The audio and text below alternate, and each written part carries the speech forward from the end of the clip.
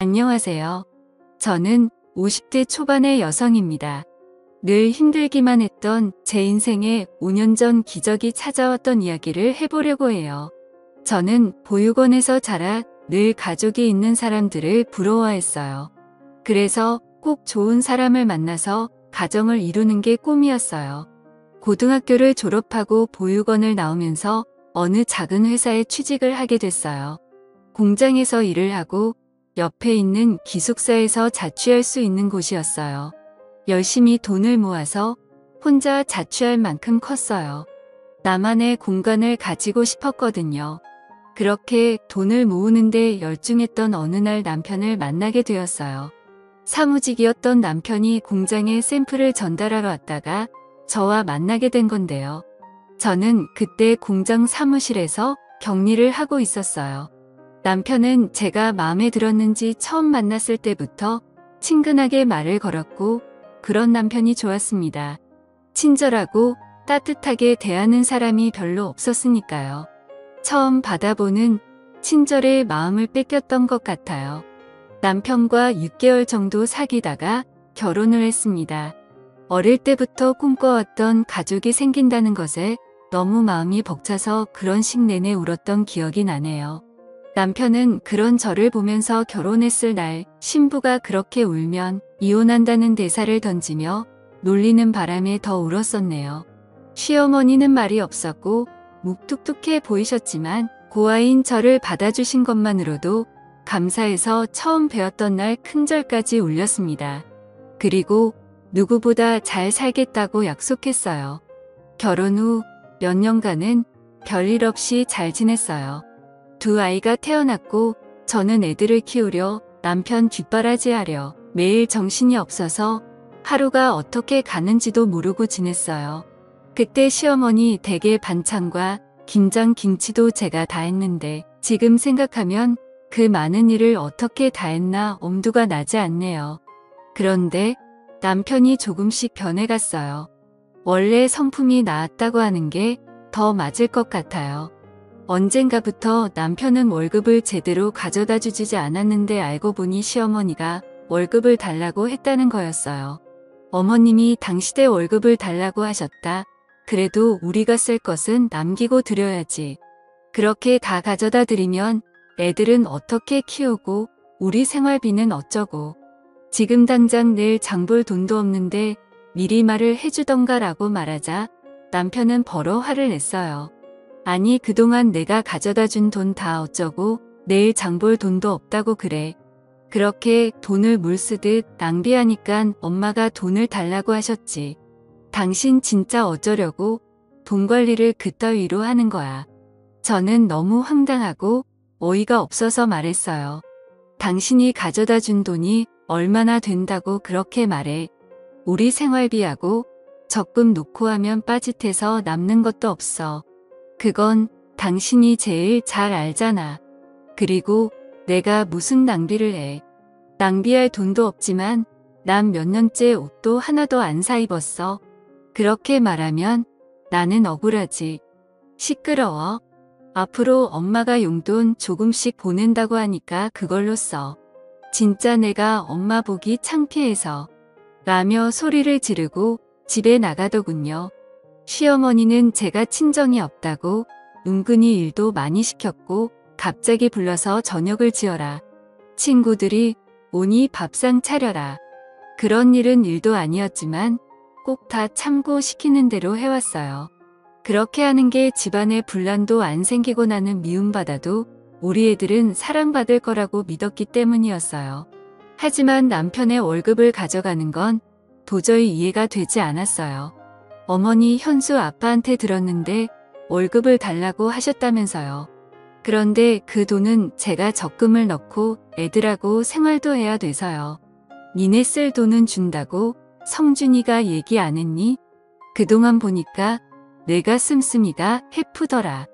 야채 같은 것도 쓸데없이 많이 사오고 내 식구 먹으면서 뭘 그렇게 많이 사는 거냐? 그래서 내가 가지고 있으면서 쓸 만큼만 주겠다고. 어머니 제가 장을 많이 본 건 시어머니가 저희 반찬을 많이 가져가셔서 넉넉히 만드느라고 그랬던 건데요. 시끄럽다. 너 말하는 게 아주 이상하다. 지금 나 때문에 돈을 많이 썼다는 거야. 그렇게 나오시니 저는 더 이상 아무 말도 할 수 없었어요.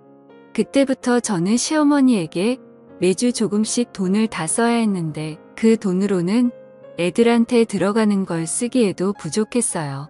남편한테 사정을 얘기하고 용돈을 좀 나눠달라고 했지만 그냥 웃음만 치더군요. 내가 나가서 사람들 만날 때 돈 없어서 쩔쩔대야겠어? 사회생활하는 사람이 여유가 있어야지 언제 무슨 일이 생길 줄 알고 막말로 갑자기 친구라도 만나면 내가 돈 한 푼 없이 가서 얻어먹기만 해야 돼. 다른 집 마누라들은 남편 자존심 채워준다는데 보고 잘한 게 없어서 그런가? 은근히 제가 구하라는 걸 피하냐 구리더군요. 저는 너무 억울했지만 더 이상 아무 말도 하지 않았어요.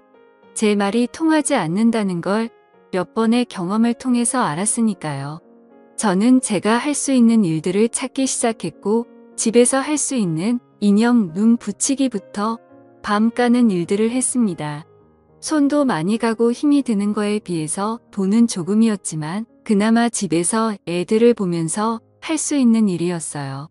사정이 이런데도 시어머니는 주는 돈을 더 줄이더군요. 요새 돈 좀 번다며? 그럼 더 안 줘도 되지? 라면서 조금씩 줄이더니 어느 날부터인가는 한 푼도 보내지 않았어요. 어머니 이번 주는 돈 언제 보내주세요?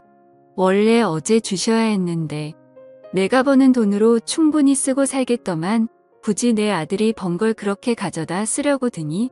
너도 좀 염치가 있어봐라. 다른 집 며느리들은 직장도 좋은데 다녀서 집에 도움이 되고 시댁에도 돈 펑펑 쓴다는데 너는 어째 타갈 생각만 하니? 내가 무슨 번듯한 사돈집이 있어서 어디다 자랑을 할 수 있기를 아나? 그렇다고 며느리가 직업이 빵빵해서 덕을 볼 수 있기를 아나? 아이고 내 팔다야. 저 두드려 하는 듯이 신세 한탄을 하시더군요. 저는 그래서 어머니한테 돈 받는 걸 포기했어요.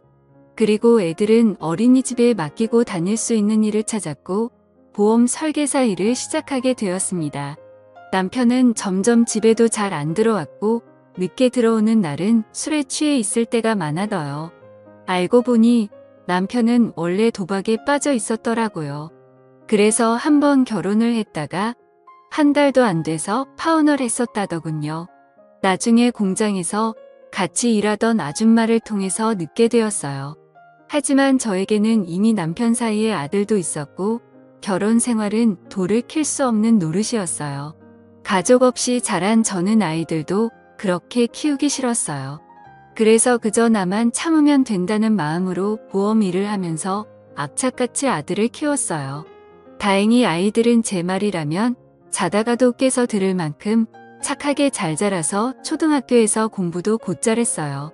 그러던 어느 날 정말 저한테는 서러운 일이 터지고 말았습니다. 저와 큰아들 현수가 생일이 같아서 둘의 생일 기념으로 잡채를 만들고 아이들이 좋아하는 치킨을 만들어주려고 양념을 다 묻혀서 냉장고에 넣어뒀는데 저녁에 집에 오니 아무것도 없는 게 아니겠어요. 딸아이 말로는 할머니가 와서 가져갔다는데 정말 기도 안 차더군요. 세상에 어느 할머니가 손주 생일날 선물은 못 줄 망정 생일 파티 음식을 가져가나요? 저는 우라통이 터져서 그 길로 시댁으로 쫓아갔어요. 어머니 오늘 냉장고에 넣어둔 거요? 저랑 현수 생일이라서 만들어 놓은 거예요. 그걸 그냥 가져가시면 어떡해요? 그리고 제 생일은 그렇다고 저도 어떻게 현수 생일인데 이러실 수가 있어요? 손자 생일인데요. 기억은 하셨어요? 이게 진짜 못 배워 먹어서. 야, 내가 지금 시어머니한테 하는 태도 이게 뭐냐? 뭐 생일? 그래 너 말 잘했다. 너는 내 생일이라고 언제 뭐 그렇게 특별하게 해준 적이 있니? 너는 내가 내 아들 생일 기억 못한 것만 서운해? 내가 그렇게 손자 생일이 어쩌고 하니? 이왕 말 나온 김에 나도 하자. 나는 어쩌다가 천안고아 며느리를 들이게 돼서 아주 어디 가서 쪽팔려서 말도 못 꺼내고 살았다. 그렇게 사람 창피주고 내가 맨몸으로 와서 자식까지 낳고 살았으면 시어머니한테 고마워서 뭐 하나라도 더 해주려고 해야지. 인간 아니야? 내가 성준이가 아니었으면 너는 아직 시집도 못 가고 공장에 있었어. 내 인생 피폐해졌으면 매일 감사하다고 해도 부족한 일 아니니?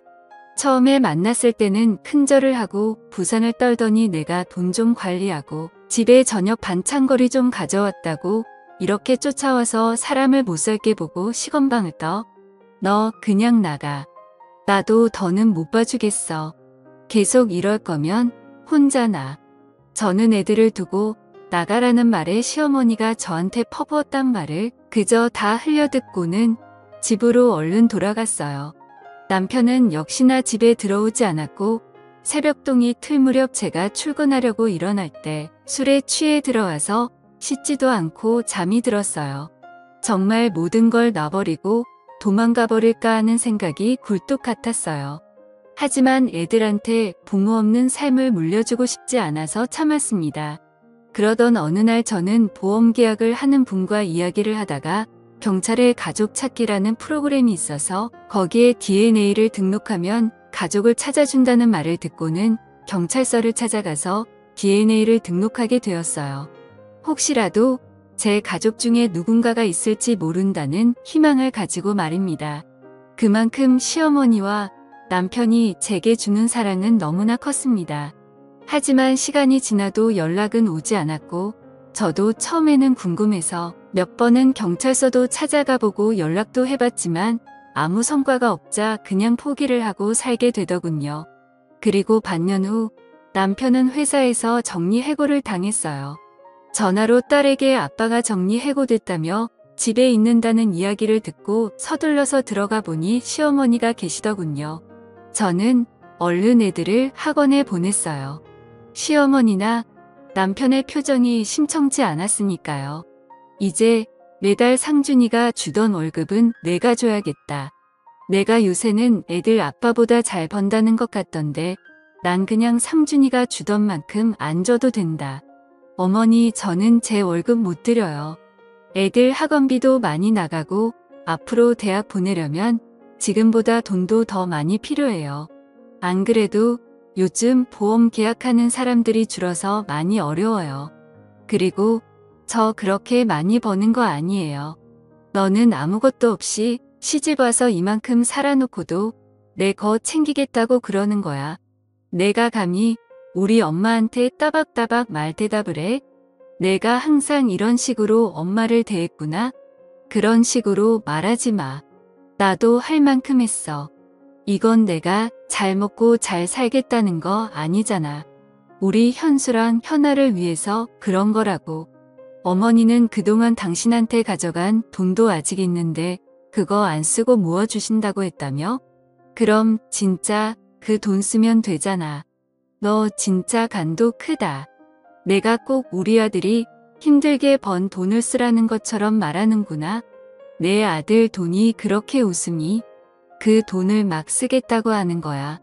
당신, 이제 됐고 큰 소리 마. 그럼 엄마는 현수 생각은 안 한다는 거야. 둘은 앞뒤가 안 맞는 말을 하면서 저를 잡아먹을 것처럼 굴었어요. 그래도 저는 물어날 수 없었어요. 제가 버는 건 분명히 한계가 있는데 시어머니가 돈을 달라는 대로 그렇게 줬다가는 언제 또 낭패를 당할지 모를 일이었어요. 남편은 제가 계속 돈을 안 넣을 것 같자 이제는 자기 용돈만이라도 달랐더군요. 그건 어머니가 전에 당신 돈 가져가신 거에서 주셔야 될 것 같은데 당신 돈 우리한테 쓰는 건 아까워도 당신이 쓰는 거지만 주실 거야. 아니 진짜 이 여자가 왜 자꾸 내 돈을 꺼내 쓰라고 난리야. 남편은 길길이 날뛰었고 그 뒤로 집에서 자주 행뜨를 부리고 돈 내놓으라고 소리를 질렀어요. 저는 아이들이 남편 때문에 피해보는 것이 싫어서 몰래 밖에서 만나서 돈을 주며 학원으로 바로 보내고는 했습니다. 아이들은 저에게 저런 사람은 아빠도 아니고 할머니도 아니라면서 남보다 더하다고 이혼하고 편하게 혼자 살으라고 했습니다. 이제 겨우 중학교 2학년인 딸아이가 하는 말에 가슴이 찢어질 것 같았어요. 그래도 저는 저런 아빠라도 애들한테 있는 게 낫다고 생각했어요. 그래야 나중에 애들이 지금 제가 겪는 서름을 겪지 않을 테니까요. 그렇게 몇 달이 지났는데 하루는 녹초가 돼서 집에 들어가려고 하니 문이 열리지 않는 거예요. 현관 비밀번호를 몇 번이고 다시 눌러서 경고음이 울렸지만 문이 열리지 않았어요. 당신 안에 없어? 왜 문이 안 열리지? 여보. 남편은 전화도 받지 않더군요. 그러다가 저희 집에 시어머니가 오시길래 문이 안 열려서 사람을 불러야 할 것 같다고 말했습니다. 그랬는데 시어머니는 문을 열고 들어가 버리더니 잠가 버리더군요. 내가 돈을 못 주겠다면 우리도 가만히 있을 수 없다. 우리 집에 하나도 도움이 안 되는 며느리는 이제 필요가 없다고 나가. 여보, 어머님 말씀이 진짜야. 맞아. 계속 문을 두드리자 남편은 나와서 저에게 삿대질을 하면서 다 필요 없다는 말 못 들었어. 나가라고. 학원에서 밤늦게 온 아이들은 이 사실을 알고 울고불고 난리가 났지만 시어머니는 오히려 니들이 그러면 엄마만 더 힘들게 될 줄 알아. 현수, 너 함부로 엄마 찾겠다고 나서면 가만 안 둘 거야. 라면서 애들한테 겁을 줬다고 하더군요. 저는 결국 혼자서 잠만 잘 수 있는 원룸을 구했고 더 악착같이 돈을 모아야겠다는 생각에 야식업체에서 설거지까지 했어요. 가끔 애들을 보러 가는 날이면 눈물바다가 됐어요. 애들은 자꾸 저와 살겠다고 했지만 아직은 그럴 형편이 아니었어요. 저는 그저 애들에게 조금만 더 참으라고 말할 수밖에 없었어요. 그러던 어느 날 저는 뜻밖의 전화를 받았습니다. 가족 찾기에 등록한 DNA와 일치하는 사람들이 나타났다는 거였어요. 너무 믿기지 않아서 경찰서로 쫓아가니 지난주에 어떤 할아버지가 어렸을 때 잃어버린 딸을 찾고 싶다고 오셨는데 DNA 검사 결과 가족인 것으로 밝혀졌다고 말해주는데 저는 입이 다물어지지 않았어요. 저는 그날 제 가족이라는 분들과 만났습니다. 진짜 제가 맞아요? 거짓말 아니죠? 제 가족 맞죠? 정말이죠? 제가 몇 번이고 얘기를 하자 그분들은 저를 껴안으며 펑펑 우셨어요. 알고 보니 제가 3살이 되던 해 할머니가 어떤 무당한테 제가 집에 있으면 가세가 기운다는 말을 듣고 가족들 몰래 저를 보육원에 버리셨다는 거예요. 할머니는 저를 잃어버렸다고 거짓말하셨다가 돌아가시기 직전에 사실대로 말씀하셨다고 하네요. 그러다가 제 어머니가 중병에 걸려서 돌아가시기 전 저를 꼭 보고 싶다고 하셔서 혹시나 하는 마음에 저를 찾게 되었다고요. 저만큼이나 가족들도 힘든 생활을 보냈구나 생각하니 눈물이 앞에 가렸어요. 그리고 제 이름은 이유미가 아닌 박혜선이라는 것도 알게 되었습니다. 저는 가족들에게 이끌려 어머니를 보러 병원으로 갔어요. 엄마 혜선이요. 엄마가 그렇게 보고 싶어하는 혜선이 왔어요. 오빠가 하는 말에 주무시고 계시던 엄마는 눈을 뜨시고 앙상한 손을 뻗어 제 손을 잡으셨어요. 엄마. 저는 다른 말이 나오지 않아서 그저 엄마라고만 하면서 울었습니다. 어머니는 병원에서 제 손을 잡아보시고는 며칠 뒤에 세상을 떠나셨습니다. 만나자마자 이별한 어머니지만 저는 어머니를 만난 게 너무 감사하기만 했어요. 아버지는 대기업에서 임원으로 계시다가 은퇴하셨고 오빠 부부는 대학 교수이고 남동생은 치과 의사였어요. 갑자기 생긴 제 가족들은 다들 너무 근사해서 기가 죽거든요. 혜선아, 너를 부끄럽게 생각하면 안 되다. 넌 내가 있던 환경에서 최선을 다해서 살았고 그래서 우리를 다시 만났잖아. 나는 우리 딸이 너무 자랑스럽다. 저는 아버지의 말에 눈시울이 붉어졌어요. 정말 내 아버지라서 이렇게 내 마음을 알아주나 싶은 생각이 들었어요. 아버지는 엄마 단둘이 살고 계셨는데 엄마를 보내고 혼자가 되었으니 당분간 저와 같이 살고 싶다고 하셨어요. 저는 그게 너무 좋기도 했지만 애들이 걸렸어요. 그래서 일단 제 사정을 오빠한테 얘기했어요. 아버지한테 말하면 충격 받으실까봐 걱정이 됐거든요. 오빠는 아버지한테 말해도 괜찮을 거라면서 잘 말씀드리자고 했고 제 처지를 들은 아버지는 화가 나셔서 그 자리에서 일어나 당장 아이들을 데리러 가자고 하셨어요. 저는 남동생이 운전하는 차를 타고 아버지는 오빠가 운전하는 차를 타고 그렇게 시댁 앞에 검은 세단차 2대를 몰고 갔어요. 제가 벨을 누르자 시어머니는 저인 것을 확인하시고 막말부터 퍼부으셨어요. 내가 무슨 낯짝으로 여기까지 왔냐? 이제 돈 좀 내놓을 생각이 들어? 그러자 아버지가 큰 소리로 저희 손주들 데리러 왔습니다라고 하셨고 그 말에 시어머님과 남편이 어리둥절해서 나오더군요. 남편은 저와 제 식구들을 위아래로 훑더니 어디서 등골 빼먹을 영감이라도 구했어? 그래서 이렇게 와서 큰 소리 치는 거야. 내 자식들 그런 구질구질한 돈으로 키우게는 못하지? 라고 하자 진짜 생각하는 수준하고는 저분이 제 아버지세요. 우리는 훼손이 가족입니다. 저를 가리키자 남편과 시어머니는 어리둥절하려 하더군요. 오빠 남동생이 우리 애들 옷가지와 책들을 챙기는 동안 저는 시어머니와 남편에게 제 가족을 찾은 얘기를 했어요. 제 얘기를 들은 두 사람은 얼굴이 하얗게 질려서 아버지를 보다가 점점 고개를 숙이더군요. 돈 때문에 항상 걱정이 많으신 것 같으니 이제 제 손주들은 제가 챙기겠습니다. 그동안 제 딸한테 하신 것에 대해서는 차차 어떻게 할지 변호사와 상의할 거고요. 라고 하셨고 변호사 소리를 들은 시어머니와 남편은 표정이 굳어졌어요. 오빠 남동생이 애들 짐을 다 챙겨서 나오자 시어머니는 다급하게 저를 붙잡고 아가 우리 얘기 좀 하자. 그래도 너 갈 곳 없을 때 우리가 받아둬서 여태까지 자랐잖니? 사돈계 말씀 좀 잘 드리고 하는데 오빠가 시어머니의 손을 탁 치면서 남의 동생 함부로 잡지 마시죠. 그리고 받아줘요. 어디서 그런 말씀을 하시죠. 제 동생이 결혼을 했지 이 집에 일하러 들어온 일뿐입니까? 사람이 힘없다고 막대하고 그러는 거 아닙니다. 라면서 차갑게 말했어요. 시어머니는 쩔쩔매기 시작했습니다. 아가, 내가 정말 큰 실수를 했다.